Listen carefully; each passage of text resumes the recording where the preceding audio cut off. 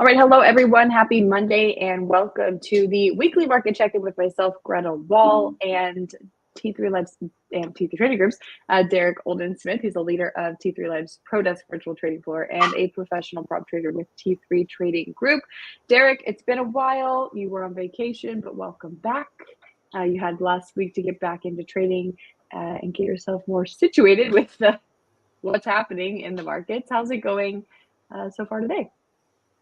It's going well. Like you said, I was on vacation for a couple of weeks. It was great. I really took a half step back from markets. So I was a little bit paying attention to things, but very much trying to not trade. And I sized down all my swing positions before I went away, which I think cost me a bunch of money, honestly, but it was worth it a little bit, I think, to just take the step back. And then now I'm back as of last week, and I'm refocused on our current market, which is an interesting. Yeah. Always important, I think, to actually let yourself check out and let yourself have like a brain reset, because traders don't get a lot of that. It's hard to actually take time off. Derrick, like I mentioned, is a professional trader with T3 Trading Group. So here's a look at the current positions that he is in for disclosure purposes as we talk about any tickers throughout this live stream. These are everything that Derrick is currently trading in. All right, so Derrick, we are trading after the Fed cut. We've, of course, had a few sessions after the Fed cut last week, but this is our first full week after that much anticipated cut from the Fed last week. I feel like the past 2-3 months of trading have just been like, are we going to get a cut? When are we going to get a cut? Is it going to be 25 basis points? Is it going to be 50 basis points? Now it finally happened. What was your reaction last week to that, supersized cut we got from the Fed, and how the market has reacted in, the Thursday session, the Friday session, and now today? Sure. So 50 basis point cut. It was the first time we went into a Fed meeting without it being like perfectly priced into the market on what that cut was going to be or what the Fed actions were going to be. So there was a little bit of a surprise to the markets just with the 50 basis point cut, though we hit a point going into it where 50 basis points is more expected than 25. There was still a degree of uncertainty. So on the Wednesday, in those last 2 hours after the Fed cut interest rates, we didn't trade great, but Thursday we gapped up really, really big. And by, highs on Thursday and into Friday morning, the market was a little bit extended to the upside. Friday was also a very important OPEX. In some ways, I almost feel like the OPEX on Friday was as important as the Fed cut on Wednesday for markets in the short run.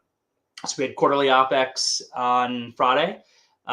So a whole ton of options on different timeframes expired on Friday for different products. And here we are with this market now.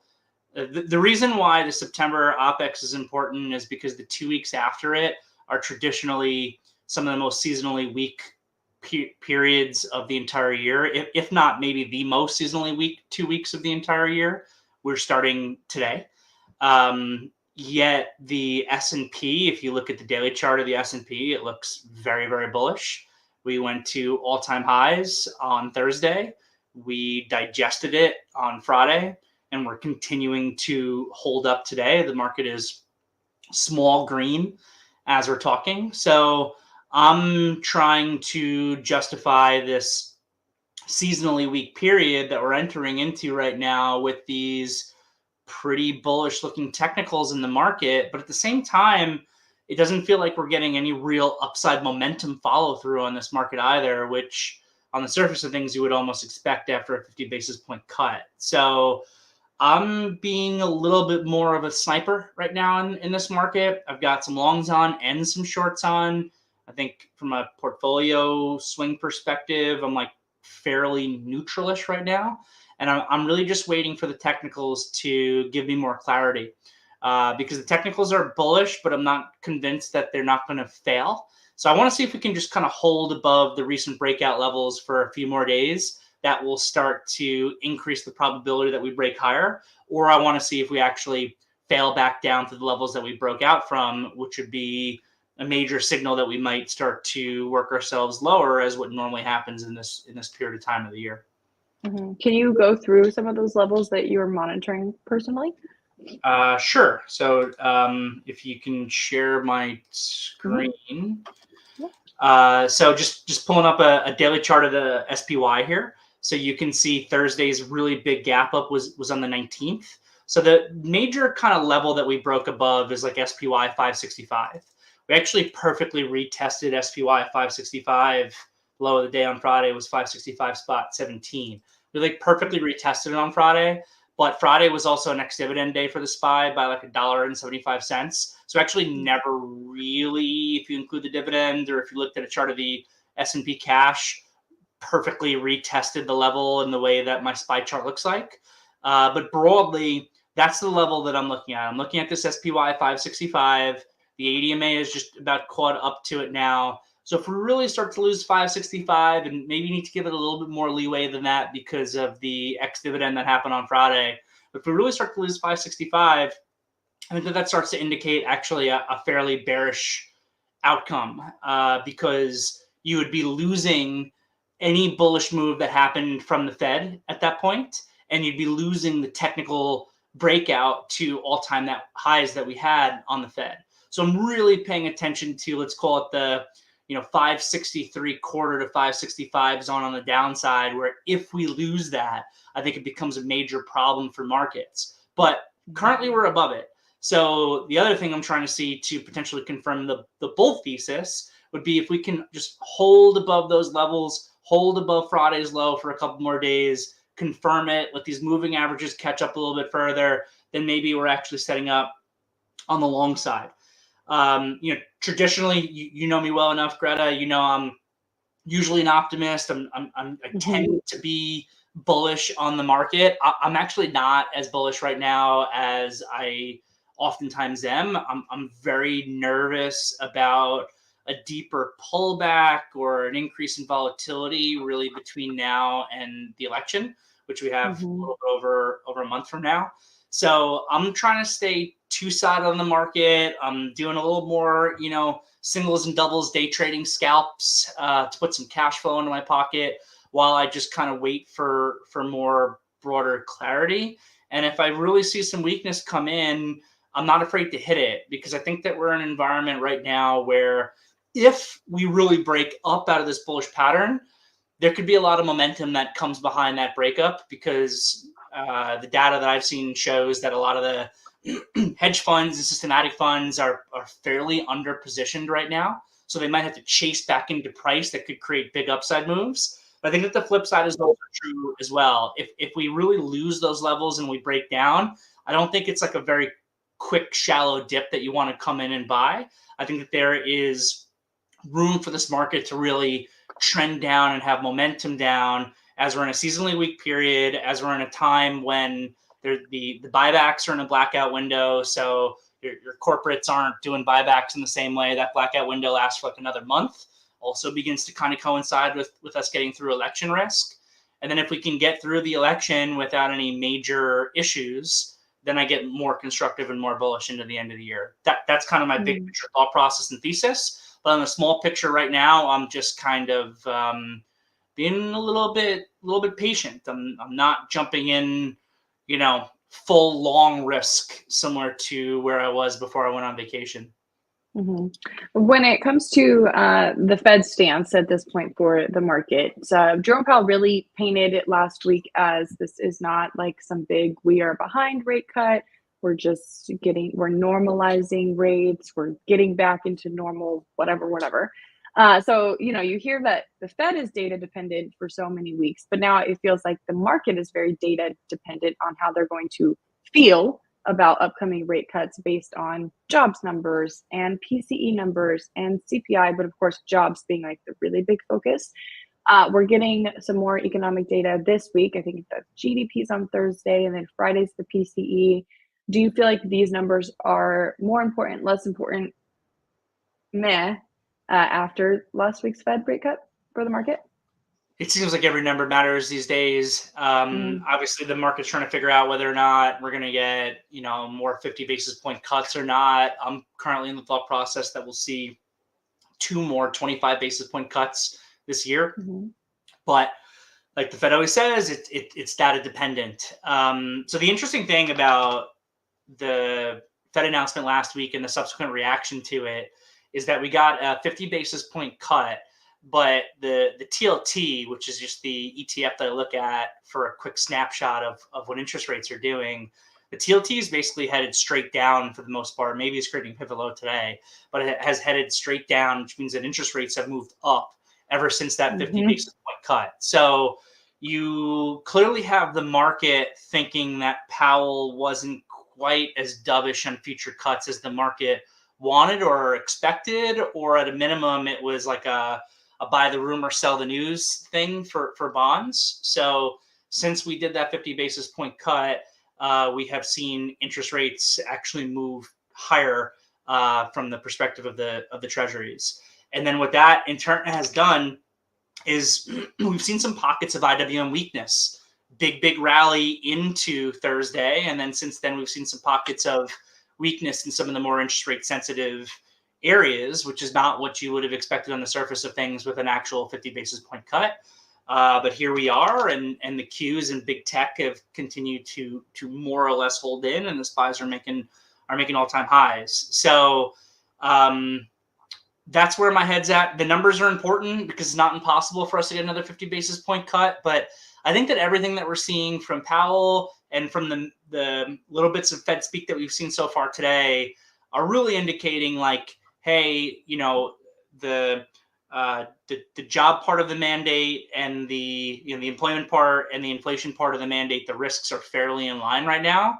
So we're going to take this step by step, and we're going to make sure that our cutting doesn't make inflation go through the roof again, and we'll take it slowly and do 25 basis point cuts. I honestly, even though I've been calling for cuts pretty much the entire year, didn't love the fact that they did the 50 basis point cut to begin with. I think they should have just started in July with 25 basis points and added on another 25 basis points, because now when you do that 50 basis point cut, you're kind of setting the precedent to the market that, hey, 50 basis point cuts are possible.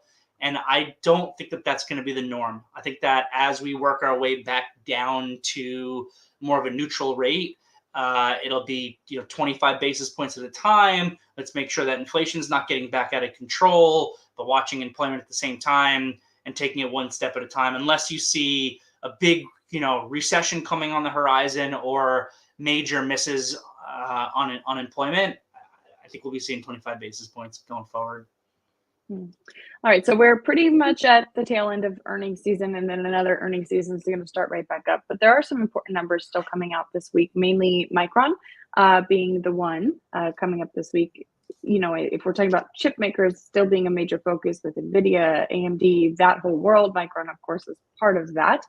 Are you focused at all on the Micron report and what it can do to other tech names? Anything? Yeah, so Micron is a name that I trade from time to time. I don't have a position in it right now. There was a sell-side research note out last week, and I honestly don't remember who it came from, that basically provided some information that said that Micron right now is fairly under-owned and fairly disliked by a lot of the bigger funds that are out there. And that was actually part of a bullish case that sell-side analysts laid out, as the stock has decreased from a price of $157 in June to $90 ish now. It was as low as 84 last week. It's trading at 93 right now. So the stock has had a major pullback on a percentage basis and is kind of disliked going into this report. I think the risk is to the upside on Micron. I'm not going to take a position into the earnings report, but if I was going to, I probably would rather be long than short. Obviously, make sure that you're managing your risk and it's appropriate and everything else. Not necessarily advice to anyone to do that. Like I said, I'm not going to take a position myself. But I'd rather be long than short Micron off of these levels with the degree of the pullback that it's had at this point, and see if it can continue to hold $90, which is a major level that it is now trading above as of yesterday, as of Friday. So as we're starting this more like seasonally weak period, you went through the levels that you're looking at on the SPY, but what are some of the specific names that you're focused on when you're looking at ideas every morning? Of course, I know you go through a ton of research in the morning and do your morning meeting with the VTF. So what are you focused on as a trader specifically right now? So it's still about finding where the relative weakness is coming into this market, and we have seen some relative weakness in the IWM and some more interest rate sensitive stocks. I currently have short positions in the Qs, and then I've got very small short positions in Nvidia and Tesla. Nvidia actually just broke out. It's super strong, so I have a just a cute little small short on in there. But Nvidia has been acting very weak, and I'm not sure to what degree Micron will influence Nvidia. I think it'll be fairly minor, but Nvidia has not been trading well recently. It had a incredible day when I was on vacation on September 11th, when there was news for the entire market that day, and Nvidia basically though led the market higher, and there was a conference going on. But ever since then, it's been acting really weak. 120 is acting as a resistance. And I'm really eyeing this like 115 area that it's been testing today. Or if Nvidia begins to lose that 115, you might be looking at a deeper pullback. For my smaller position that I have on right now, I've really just been having like a 110 target on my short. But given the relative weakness, I might look for opportunities to add for a deeper pullback in Nvidia and see where we can go from there. So that's one that is honestly very much on my radar. And besides that, I'm not sure. I need to see, because it's like I said, if the market loses those levels, it's an if. We're above those levels right now. So the higher probability is that we don't. But if we were to lose those levels, I want to see what leads us back down through those levels and focus on that on the short side. And that's a little bit, to be seen. But I have a feeling that could come from AI names and big tech names broadly. And I won't be afraid to take shorter term shorts in them.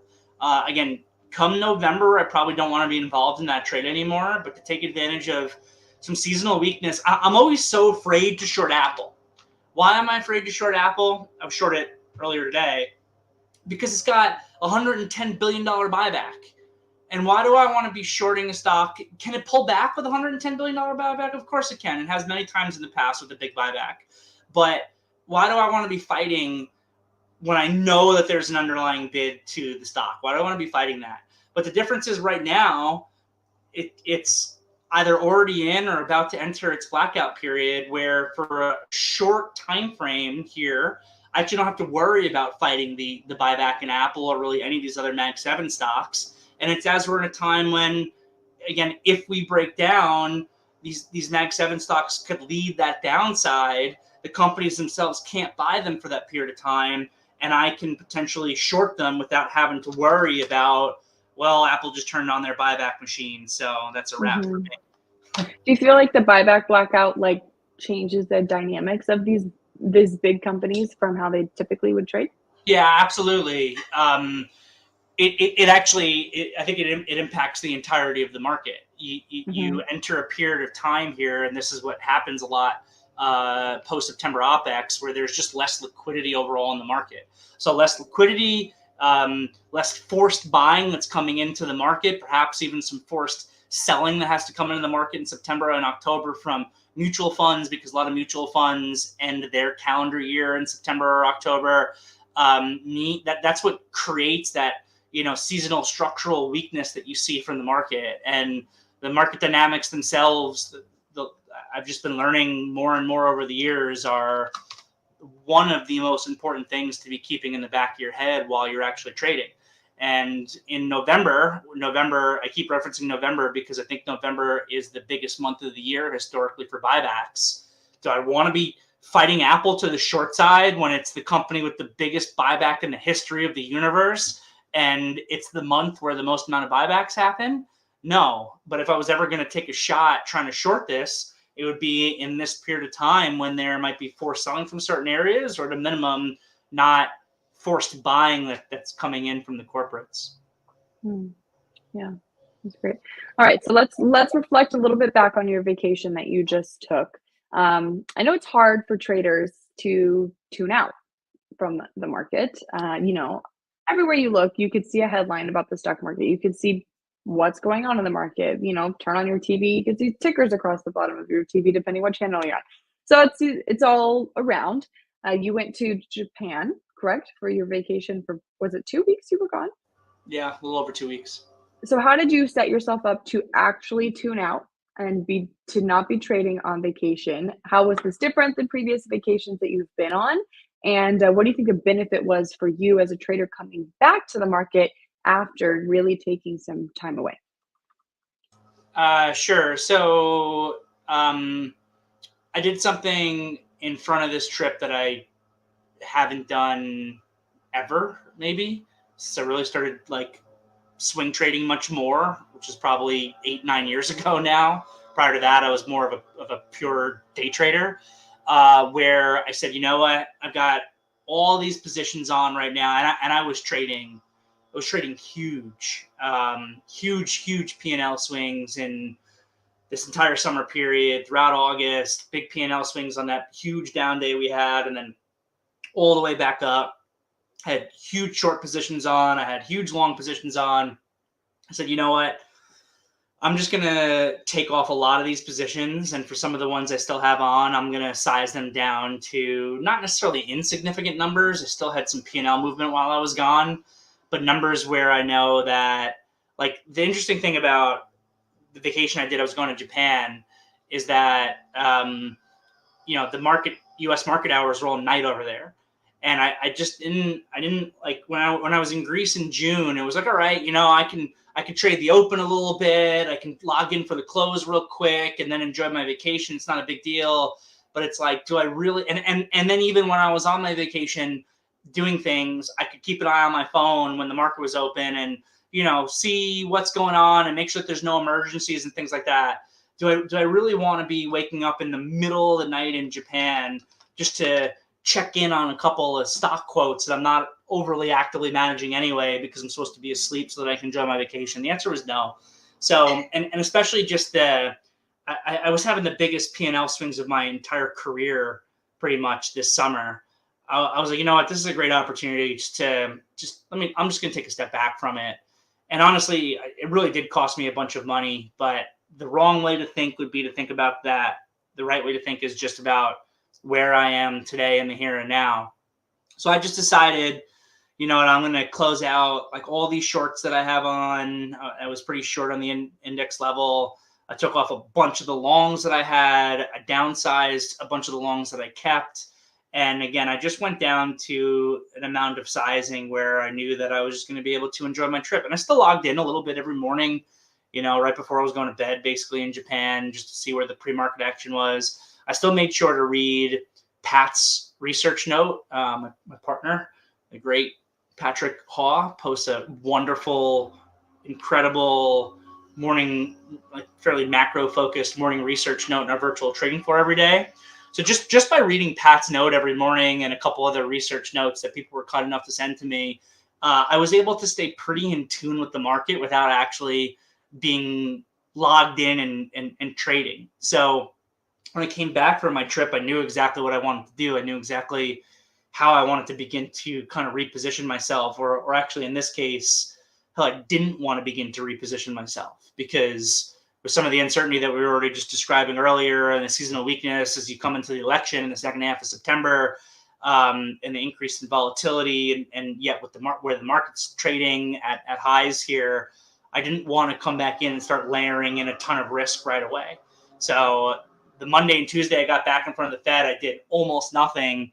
Wednesday, Thursday, Friday, I turned it on a little bit, but I turned it on more, like I said, I'm doing more like quicker day trades right now than I've done in quite some time, just to try to generate some cash flow for myself while I get through this period of time that I think is a little more uncertain, at least for me, from the macro perspective. And, that's where we're at. All right, great. All right, so for everyone who's with us, if you'd like to learn more about prop trading with T3 Trading Group and Derrick himself, you can go to t3live.com/DOLive to get his free ebook focused on prop trading, the benefits of prop trading, etc. Derrick is a real trader, as he talked about. He's doing a lot of day trading, so let's let him get back to his day trading. Derrick, have a great rest of your day. Everyone else have a great trading day, and we'll see you back here in a week. Have a good one, Derrick. Thanks, Greta. Appreciate it. See you next time. All right, bye.